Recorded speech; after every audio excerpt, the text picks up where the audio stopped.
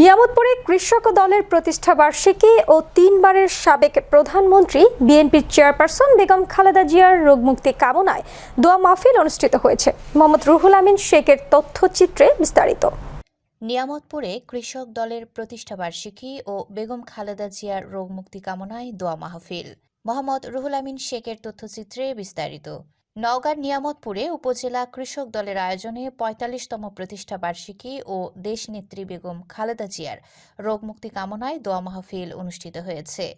শনিবার নিয়ামতপুর সদর কেন্দ্রীয় ঈদগাহ মাঠে উপজেলা কৃষক দলের সাংগঠনিক সম্পাদক জুম্মা রশিদের সঞ্চালনায় এতে সভাপতিত্ব করেন উপজেলা কৃষক দলের সভাপতি সাইফুদ্দিন মণ্ডল। এ সময় প্রধান অতিথি হিসেবে উপস্থিত ছিলেন নওগাঁ জেলা বিএনপির সভাপতি আবু বক্কর সিদ্দিক নান্নু।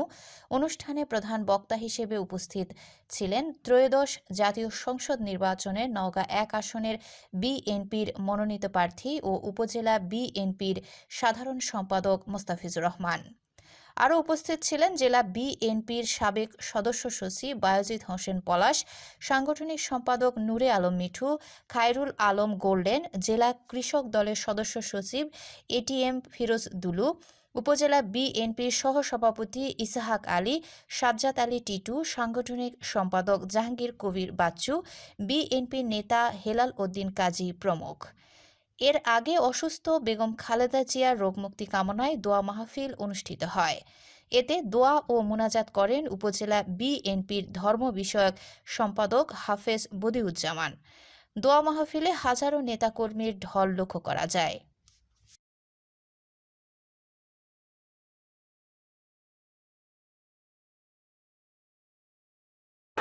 আমরা যেখানে যে অবস্থায় আছি, আমরা দেশনেত্রী বেগম খালেদা জিয়া, দেশনায়ক জনাব তারেক রহমানের সালাম দিয়ে জনাব মোস্তাফিজুর রহমানের পক্ষে ধানের শীষের ভোটের প্রচারণা চালাবো, তাই না?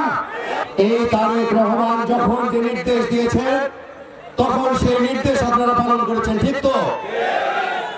তো তারেক রহমান ঘোষণা করেছেন ত্রয়োদশ জাতীয় সংসদ নির্বাচনে নওগাঁ ১ আসনে আমাদের প্রার্থী মোস্তাফিজুর রহমান।